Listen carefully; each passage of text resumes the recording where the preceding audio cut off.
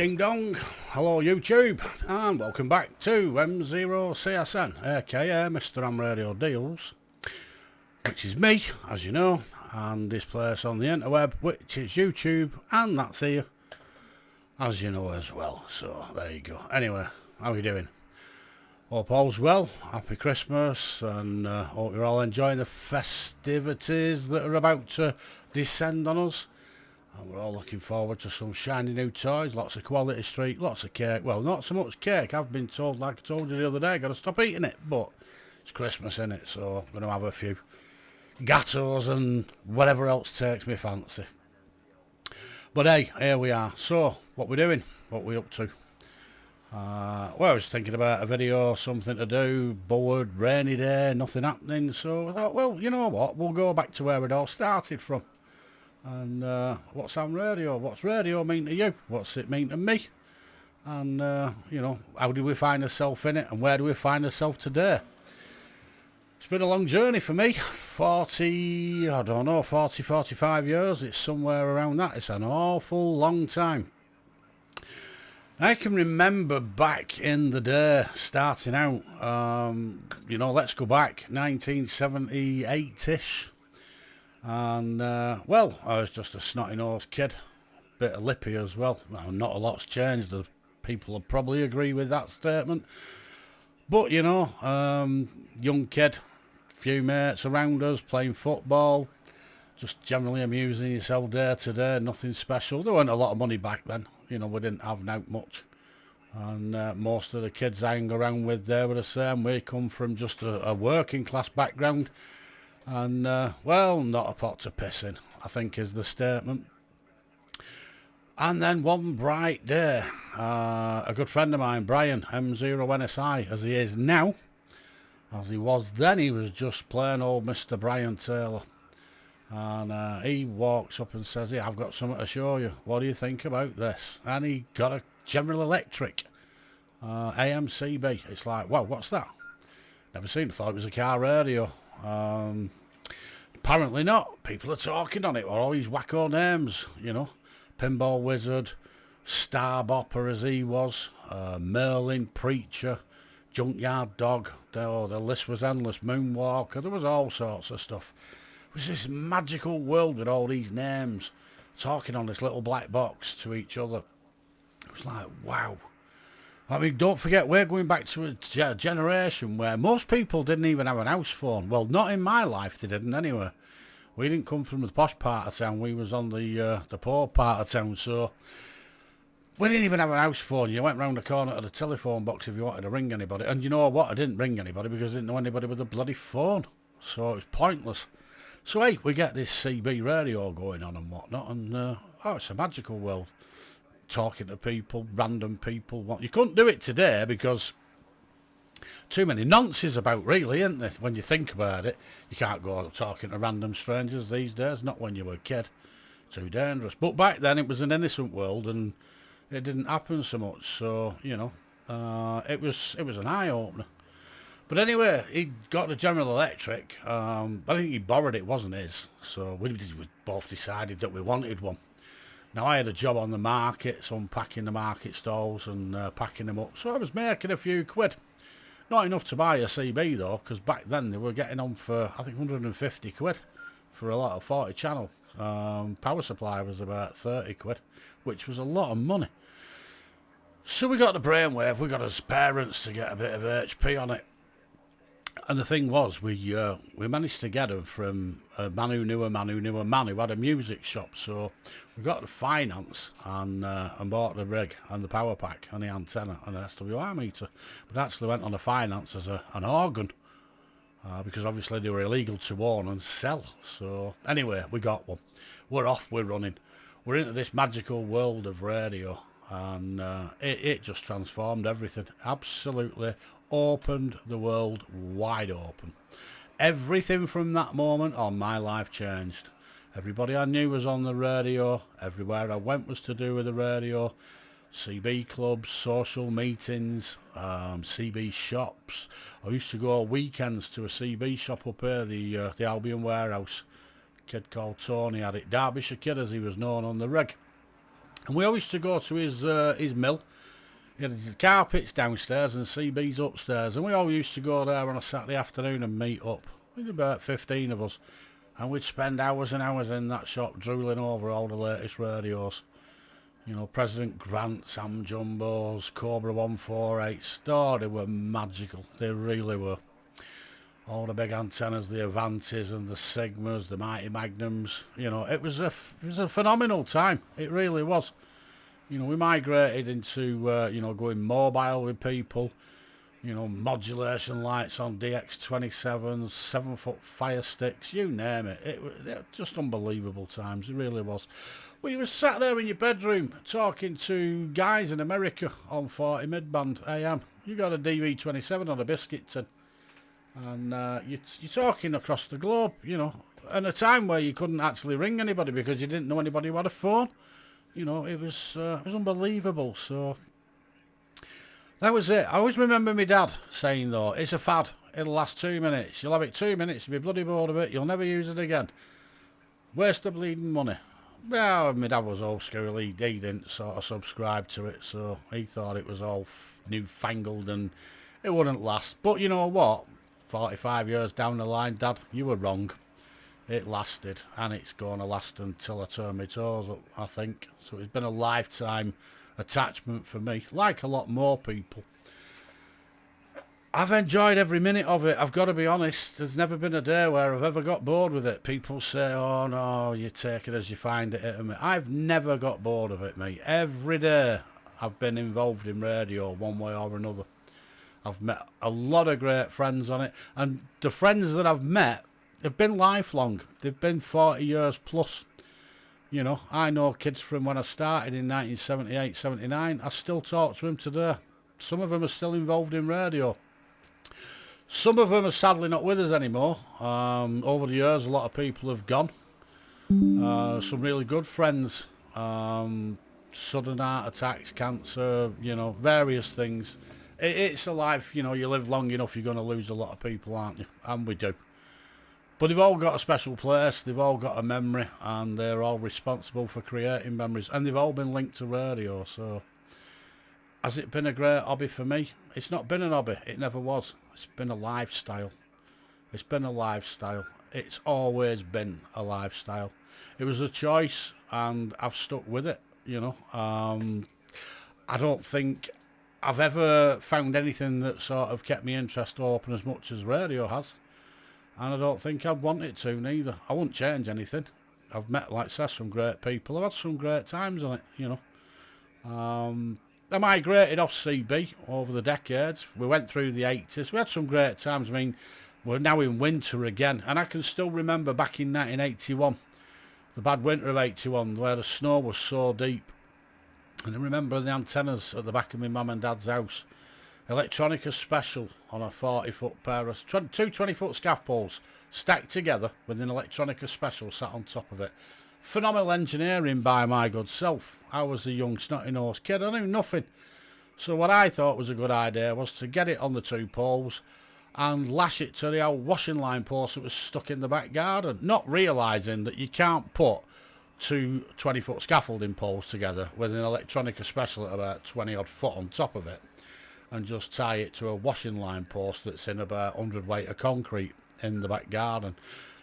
Because what happens is, even though when you put it up it's clear blue frosty skies and it looks majestic as you're looking up at it thinking that's just outrageously good.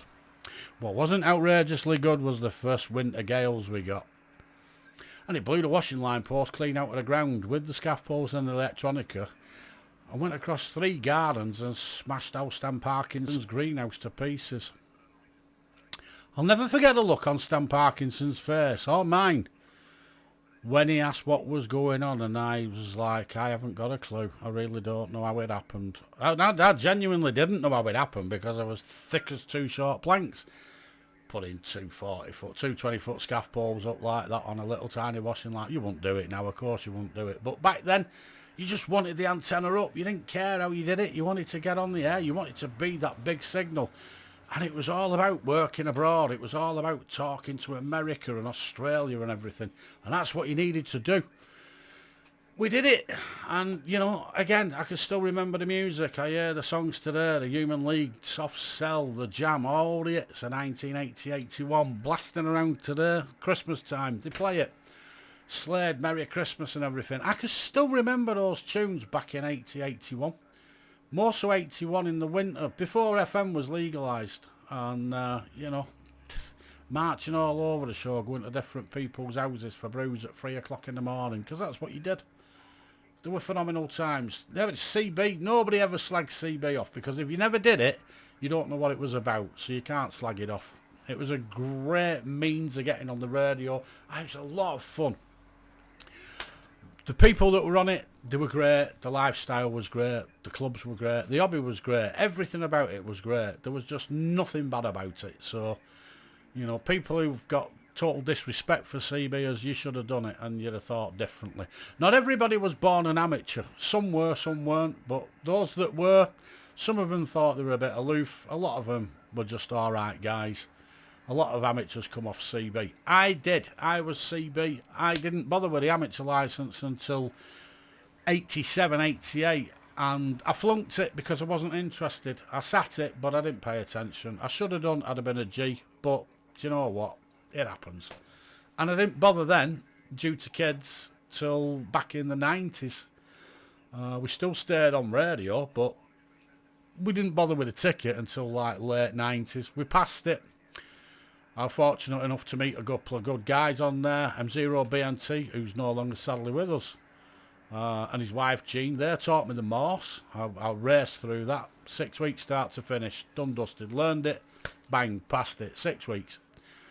And loved it. Never. I always thought Morse would be the bit that kept me off HF, but you know what? It was a damn sight easier than the REE for me. So there you go. So thanks to Paul, I passed it. And I've passed the... you know, the mantle on. I've helped a lot of people get through the Morse, and I've enjoyed teaching them. I think it's part of the hobby. I think it's good to give back. As you know, we're part of amradiodeals.co.uk and of course Facebook. We put a lot of effort into that for free. We do it for nothing. We do it for the love of the hobby. It's nice to be part of it. It's nice to give it back. And people think there's always an ulterior motive. There isn't. It was just nice to be nice. You know, I mean, obviously I know I'm a grumpy old get. And I rant and rave a lot. I rant and rave on Facebook. I'm always getting banned on Facebook because I've got an opinion. I rant on the site. But I still like to put back into the hobby what I've had out of it. And I've had such a lot out of it. I really have. As I say, I wonder where my life would have gone if I'd have just never bothered with the CB. What would I have done? Where would my life have been? Would I have met the people I've met? Would my life have turned out like it has? I don't know. I don't think it would. Probably not. Would I change it? No, I wouldn't. Why should I? Why would I? Why would I want to? If you're in the hobby, and you know, you'll know what I'm talking about if you're in it and you're part of it. You know, I think with radio, there's those that sort of buy it and try it, and there's those that immerse themselves in it, and I was the one that immersed myself in it. I've always done so, and I've enjoyed it, like I say. And I've met some great people. I still today, I count my blessings, and I think I'm very lucky. I've had some dark times in life with accidents and injuries, and I've had lads off the radio that are very close friends. They've been there for me. You know, so many people. Charlie, KLD, John DTX, Pete HVD, Brian NSI, you know, the list goes on and on and on. Mick UEX, I can say so many, and I'll forget so many, so, you know, I can't name you all because there's too many of you. If I could, I would. But I've been lucky, and I'm thankful for it, so I look at radio and I think it just brings me so much joy. And it's been so helpful in life. It's been rewarding, and I've been lucky to be gifted with some very, very good friends. And I'm sure you out there have been the same. I'm sure you'll have similar stories and you'll have a similar opinion. I mean, there'll be a few that don't, but you know what? That's what makes life tick. Those that do, those that don't. We're all different, aren't we? But you know, we've all got a common interest. Radio is that common interest. I've never had a day where I've been bored of it. Never. You see them all the time, don't you? Oh, I'm selling up, on board with it, it's not for me. I've never woke up thinking that, me. Ever. I don't think I ever will neither. I mean, I'm pushing 60 now and I don't see me giving it up anytime soon. I'll still be on it every day. And there's always something else to do. It's like, you know, I've gone through CB, you've gone through 2 metres, HF, 6 metres, PSK, CW. Obviously there's FTA. I don't really bother so much with that, but people do it. I got heavily into D-Star and Fusion. I do enjoy that. I spent a lot of time learning how to do it, teaching people how to play with Raspberry Pis and stuff. And I still do. I enjoy it. And of course, this is the latest chapter in where we're going. Secondary to the Am Radio Deals group and the Am Radio Deals site. We decided to push on with YouTube as well, which I never thought I'd get me sort of tooth into. How do you like that? Teeth, tooth, yeah. Before you say it, listen, I don't care. Shane McGowan were famous, and look at the state. Although he had his choppers done, didn't he? But I haven't got 15 grand to do mine neither, so I resign myself to the fact that I'm going to be getting my dinners put in a blender before much longer, and I'll be sucking them through a bloody straw. I'm not paying 15 grand for teeth, that's for sure. But you know what? It's just another chapter, and that's the YouTube thing. And I never thought that I'd get on this at all. I mean, I never thought I'd have the balls to put my fat ugly mush on camera, because you're putting yourself out there wide open. It's different when you're doing it on the internet and you're behind a keyboard and you can sort of just shrug your shoulders and that. But you put yourself on the internet on a camera, you're putting yourself out there wide open. But you know what? I don't care. I just see it as it is, mate. I don't care what people think about what I'm doing or what I've done. I'm not interested. I do it because I like doing it, and I like doing what I've done. So there you go. But I have to say, I've enjoyed it, and I just wonder where you've been on it. You know, how's your journey been? Where did you start? What kept you involved? Do you still have the same mates? Has it been the life on radio that you sort of thought you were going to get? Did you achieve what you wanted to achieve out of it? I'm, you know, curious.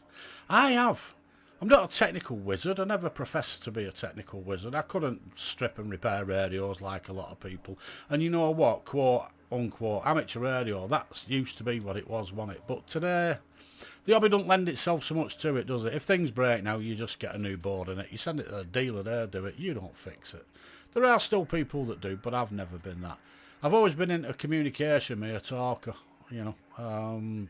That's what radio meant for me, so. But I wonder how you lot have found it, you know. Where have you been with it? Where are you going with it? Has it been where you thought it'd be? Has it done what you wanted it to do? Oh, there's a lot of people I know that are still involved in it. A lot of people still use it that have been around for decades, you know. And every day they're still there, so there must be something in it. There must be. Like I said, there's a few that don't last, there's a few that don't make the distance, but a lot of us have stayed there forever. And you know, it's funny. You see call signs constantly, and you just wake up expecting them to be there. It's like they all wake up in the morning, innit, and you go, HRD, eBay, Facebook, QRZ. You expect things to be there. It's a very similar thing with call signs and people. You expect to wake up and hear certain call signs. I do every day on 2 metres, on 10 metres, on HF 40 metres, D-Star. Obviously it gets a bit sad sometimes, because sometimes those call signs are no longer there. And over the last couple of years, it's been quite heavy losses in a lot of ways. A lot of people have gone. They're no longer with us. They were with us for quite a long time, but people get old, and people don't sort of stay around forever, do they? So on that part, it's the sad times in it as well as happy times, but you know, you got to reflect on the good times, I suppose, and they'll always have the memories of those that aren't there anymore, and there's a few. So given it's Christmas, a little bit of a thought will go to them, and of course friends that weren't on the radio as well that are no longer with us. So, but anyway, you know, they're never out of us mind, are they? And they always leave a legacy. And the legacy is the part they played in radio when they were around and they were on it and they were part of it. So, wonder where you are, wonder what you did, how you started, and are you still doing it? Are you still doing it to the level you're at? Have you lost the interest that you once had, or do you still have the same interest? There's a comments box there, isn't there? Fill it in, let us know. And Well, let's have a little chat on there and see what it's all about.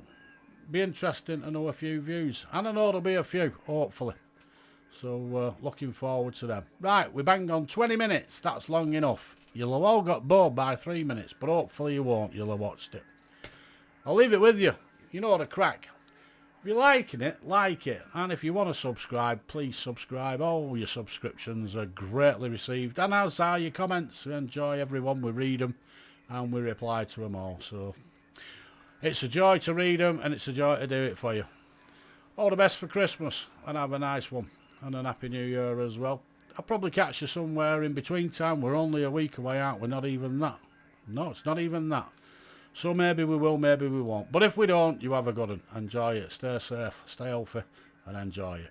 CSN, out of here. Catch you soon, boys and girls. It's been emotional. Leave the comments. Let's have a read. Catch you later.